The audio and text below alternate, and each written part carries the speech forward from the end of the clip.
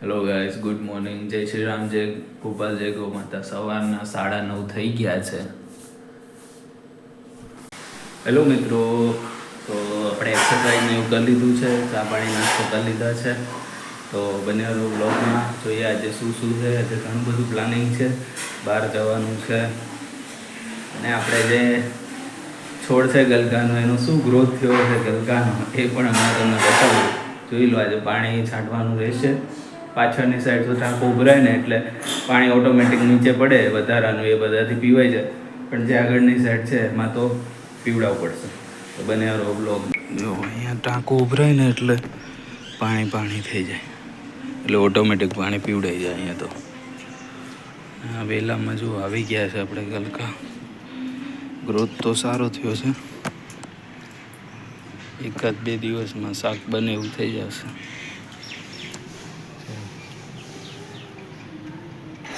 આગળ તો આવ્યા જ રાખે છે, નાના છે, હમણાં મોટા થઈ જશે 1 વીકમાં. જો ઉપર આવ્યા છે 5-7 જેવા.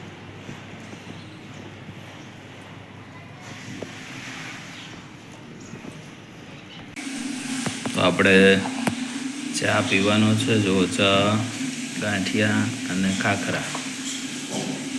ચાલો બધા ચા પીવા. મિત્રો, ચા પીતા એક વાત યાદ આવી એટલે કહું છું. અત્યારે લગ્નની સિઝન ચાલે છે, એટલે મિત્રો જ્યારે સગાઈ થઈ હોય ને એટલે છોકરાવાળાએ છોકરીવાળાને કીધું હોય કે અમે તમને આટલું ગોલ્ડ આપશું અથવા સિલ્વર કે જે પણ હોય, જે રિવાજ પ્રમાણે જે તે સમાજના. પણ હવે થયું એવું કે સોનું અને ચાંદી બંને એક તો વધી ગયા છે ભાવ. એટલે બની શકે કે કોઈની પરિસ્થિતિ એટલી ના હોય. સપોઝ કોઈ 70,000ના ભાવનું હશે, 90,000ના ભાવનું હશે, આજે 1.5 લાખની આસપાસ પહોંચી ગયું છે. એટલે કોઈ 5 તોલા દેવાનું કીધું હોય તો એટલીસ્ટ 2 કે 3 તોલામાં અત્યારે માની જવાય. કેમ કે લગ્ન પછી જ્યારે એ લોકો ફ્યુચરનું વિચારશે જ, અને જ્યારે એમની પાસે ઇન્કમનો સોર્સ હશે એટલે ધીરે ધીરે એ બંને વ્યક્તિઓ ગોલ્ડ તો બનાવવાના જ છે. એટલે અત્યારે પ્રસંગ સાચવવા માટે જો તમે થોડું કોમ્પ્રોમાઇઝ કરી લો તો તમારા રિલેશનશિપ પણ સચવાઈ જાય. ઘણીવાર એવું બને કે ના, આટલું કીધું હતું એટલું લાવ, બટ ભાવ જ એટલા વધી ગયા છે એટલે કોઈ વ્યક્તિ એમાં તો કોઈનો હાથ નથી હોતો, કોઈ કંટ્રોલ ના કરી શકે. એટલે બની શકે તો રિલેશનશિપને મહત્ત્વ આપજો, ગોલ્ડ કે સિલ્વરને ઓછું આપજો. એ પછી ફ્યુચરમાં બનાવવાના જ છે. એટલે અત્યારે પ્રસંગ સચવાઈ જાય એ રીતે બધા બધા ભેગા થઈને જે પણ સમજૂતી કરે અને એ પ્રમાણે પ્રસંગને ઉકેલવો ખૂબ જરૂરી છે. કેમ કે લગ્ન સિઝન ટાણે જ ટ્રમ્પ ને ચાઇના ને બધા ભેગા થઈને આ મેટલ જે છે એ ભાવ વધી રહ્યા છે. બટ આપણે સમજદારી દેખાડવાની છે, અને કદાચ 1 તોલું 2 તોલું ઓછું સોનું આવે તો કંઈ વાંધો નહીં, એમ મોટું મન રાખીને પણ લગ્ન જેવા પ્રસંગમાં ડખા ના થાય એનું આપણે દરેકના સમાજના વડીલોએ, દરેક પરિવારોએ, દીકરાના એ ધ્યાન રાખવું જ પડશે. એટલે એ ધ્યાન રાખીને પ્રસંગ ઉકેલજો.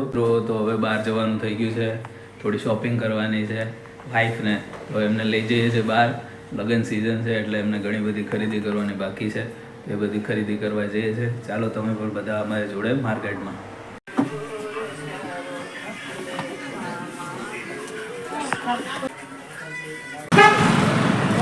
તો મિત્રો, આપણે માર્કેટમાં આવી ગયા છે અને દોડવાનું આપણે માર્કેટમાં ચાલુ કરી દીધું છે. એક દુકાન લઈ લે એટલે થઈ જશે. હલો મિત્રો, તો બપોરનો ટાઈમ થઈ ગયો છે, આપણે જમવા આવી ગયા છીએ. આજનું મેન્યુ છે પાલકવાળી દાળ, ભાત અને દહીં. ચાલો બધા જો. તો આપણે શોપિંગ કરીને ઘરે આવી ગયા છીએ. હવે આજે આપણે જવાનું છે બોર્ડર 2 મૂવી જોવા માટે. તો કાલે જ રિલીઝ થયું છે, વેટ કરતા હતા, કાલે રિલીઝ થઈ ગયું છે. તો આજે આપણે જોઈ આવીએ. ચાલો બધા આપણે. અને કોણે અત્યાર સુધીમાં બોર્ડર 2 જોઈ લીધું છે કોમેન્ટ કરજો. તો આપણે બોર્ડર 2 મૂવી જોવા માટે આવી ગયા છે. ચલો હવે અંદર જઈએ.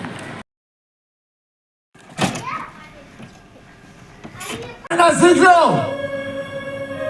वरना ना तो ये सरहद रहेगी ना तुम।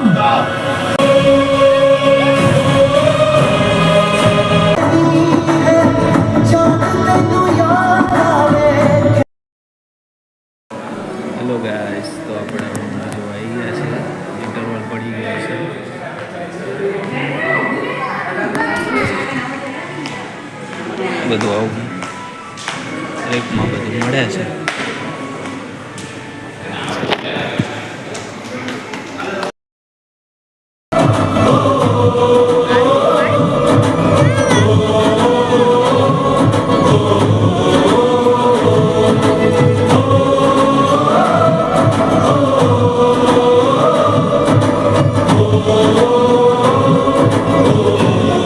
कि जहां वो खड़ा है उसके आगे कोई नहीं जाएगा,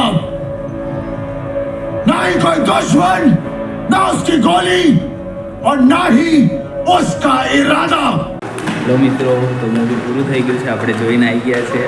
ભાઈ જોશો ને તો તમને ખરેખર બહુ આવી જશે. સહેલું છે આપણે ઇન્ડિયન આર્મીને. હેલો મિત્રો, તો આપણે લાઈફસ્ટાઈલમાં આવ્યા છીએ. લાઈફસ્ટાઈલમાં જો ઘણું બધું અત્યારે ડિસ્કાઉન્ટ ચાલે છે, તો જેને લેવું હોય લઈ શકે.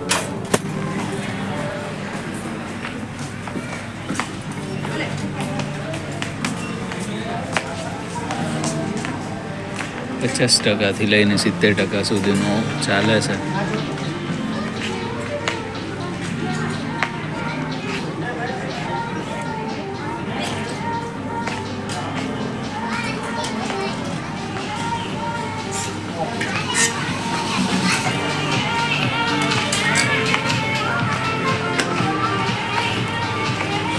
તો ઘરે આવી ગયા છીએ મૂવી જોઈને. મૂવી એક નંબર છે. એના સોંગ છે એ બધા સારા છે, જે ફાઇટ બતાવી છે એ બધું સારું છે. તો ઓવરઓલ મૂવી સારું છે. હેલો મિત્રો, તો સાંજ થઈ ગઈ છે અને આજે બોર્ડર 2 મૂવી જોયું. મિત્રો મૂવી જોયું ને એટલે આપણને થોડા ઇમોશનલ પણ થઈ જઈએ. અને જે આપણો ફૌજી છે, સૈનિકો, એમને સેલ્યુટ છે. પોતાના જીવના જોખમે કોઈ પણ દુશ્મન દેશને અથવા દુશ્મનની કોઈ પણ અનિચ્છિત ઘટના ના બને તેના માટે ખૂબ જ સતર્ક હોય છે અને પોતાનો જીવ પણ આપી દે છે.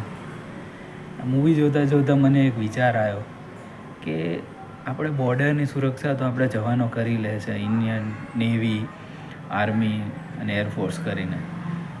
પણ ઘણી બધી ઘટના એવી બને છે કે આપણી એક ઇંચ જગ્યા પણ કોઈ દુશ્મન ના લઈ જાય, એના માટે કેટલું લડે છે એ લોકો. પોતાનો જીવ પણ ખુશી ખુશી આપવા માટે તૈયાર થઈ જાય છે. દેશ માટે બલિદાન આપી દે છે, આ દેશની માટી માટે આપી દે છે. પણ જે દેશની અંદરની વાતાવરણ છે એમાં જ કેટલા બધા ભાગલા છે. દરેક વ્યક્તિ અલગ છે. આપણે અંદર જ કેટલા લડીએ છીએ, અંદર જ બધા લડતા હોય છે. એટલે અને પરિવારમાં લડતા હોય છે. કેટલું બધું આમ અંદર જ એટલા ભાગલા છે કે તો આપણે એવું ના સંપથી રહી શકીએ. આપણે શેના માટે બાઉન્ડ્રી બનાવતા હોય છે કે બોર્ડર શેના માટે છે કે ભાઈ આ દેશની આ હદ છે, આ હદથી અંદર કોઈ આવી નહીં શકે વિધાઉટ એની પરમિશન અથવા લીગલ રસ્તા સિવાય. તો આપણા દેશમાં પણ એટલો સૌહાર્દ અને સંપ ના હોવો જોઈએ કે આપણા આજુબાજુમાં એટલો સંપ ના હોવો જોઈએ કે બધા હળીમળીને રહીએ. આપણા ફૌજી ત્યાં દિવસ રાત જાગતા હોય છે કે મારા દરેક ભારતીય નાગરિક શાંતિથી સૂઈ શકે, એના માટે એ લોકો ત્યાં દિવસ રાત જાગીને સેવા બજાવતા હોય છે. તો કેટલી કરુણા કહેવાય એમ કે એક વ્યક્તિ છે દેશ માટે જાન દઈ દે છે કે મારા કોઈ પણ. એમાં ડાયલોગ છે કે આપણે સૈનિકનું સૌથી મોટું ફરજ શું છે કે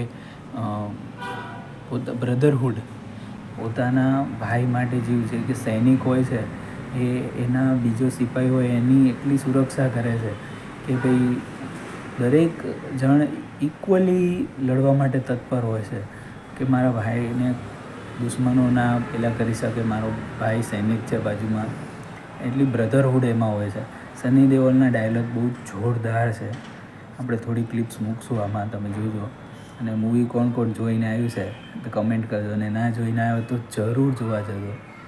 અને હોય બની શકે ને તો દેશભક્તિ, દેશ પ્રેમ આપણે આપણામાં રાખીએ, સારું વાતાવરણ રાખીએ આપણા દેશ, પ્રદેશ, મહોલ્લા, સોસાયટી જ્યાં હોય ત્યાં. બસ તમે આએ દિન તમે જુઓ કેટલા સમાચાર આવે છે, લૂંટફાટ, આ તે, ચોરી ચકારી, બલાત્કાર. આપણી બહેનો દીકરીઓને સેફટી. તો દરેક ભારતીયનું આ ફરજ છે કે આપણા સૈનિકો ત્યાં છે ને તો આપણે બધા સેફ છીએ, આપણું પરિવાર સેફ છે. તો જો આપણે બધા પણ એક સૈનિક જ છીએ, ભારત દેશના દીકરા છીએ અને દીકરીઓ છે, તો આપણી પણ ફરજ બને છે કે આપણે પણ એ દેશનું ઋણ ચૂકવીએ છે. કઈ રીતે કે ભાઈ દરેકની સુરક્ષાનું ધ્યાન રાખીએ. એમાં એટલી દેશ ભાવના હોવી જોઈએ કે આ બધી માતાઓ છે, આપણી બહેનો છે, દીકરીઓ છે, ત્યારે જઈને આપણો સમાજ સુરક્ષિત રહેશે, આપણો દેશ સુરક્ષિત રહેશે. બોર્ડરની તો સુરક્ષા થઈ જ જશે. બોર્ડરમાં તો આર્મી કોઈને 1 ઇંચ જગ્યાએ નહીં લેવા દે. પણ જે આપણે અંદર રહેલા છે ને જવાનો બધા, આપણે બોર્ડર ઉપર નથી ગયા, પણ તમારા સમાજની બોર્ડર, તમારા સોસાયટીની બોર્ડર, એ આપણી બેની દીકરીઓ અથવા કોઈ વૃદ્ધ હોય એની સેવા, એમની સુરક્ષા કરવાની જવાબદારી આપણી છે. તો આ મારે એક મેસેજ તમને દેવો હતો. અને તમારું આ બાબતે શું માનવું છે? બસ ખાલી એક મૂવી જોઈને આવી ગયા અને 26મી જાન્યુઆરી આવે, 15મી ઓગસ્ટ આવે, એમાં આપણને દેશભાવના જાગી જાય અને પછી ક્યાંય જતી રહે. એવું સોશિયલ મીડિયાની દેશભાવના નથી કરવાની. આપણે ખરેખર જીવવાનું છે કે આપણી જાહેર સંપત્તિ છે એને નુકસાન ના થાય, એમાં સ્વચ્છતા રહે. આપણે આપણું ઘર કેટલું ચોખ્ખું ને પેલું રાખીએ છીએ, જ્યાં ત્યાં થૂકીએ છીએ. એવી રીતે તમે જાહેર સ્થળો છે એમાં કેમ લાપરવાહ થઈ જાય આપણે? એટલે આ બધી પણ તમારી એક જાતની દેશભાવના જ છે. તમારું આ બાબતે શું કહેવું છે? કમેન્ટ જરૂર કરજો. હેલો મિત્રો, તો સાંજનો સમય થઈ ગયો છે અને આજે જમવામાં છે આપણે, તો જમવામાં છે સરસ મજાનો ઓળો, દૂધ, રોટલો. તો મિત્રો, આઈ હોપ કે તમને આજનો બ્લોગ ગમ્યો હશે. જો ગમ્યો હોય તો શું કરવાનું છે? લાઈક કરવાની છે, શેર કરવાનું છે, કોમેન્ટ કરવાનું છે. અને હજી સુધી તમે ચેનલને સબસ્ક્રાઈબ ના કરી તો જલ્દીથી સબસ્ક્રાઈબ કરી દો, એટલે જ્યારે પણ હું નવો વિડીયો અપલોડ કરું તો તરત તમને નોટિફિકેશન મળી જાય. જય શ્રી રામ, જય ગૌ માતા, જય દ્વારકાધીશ.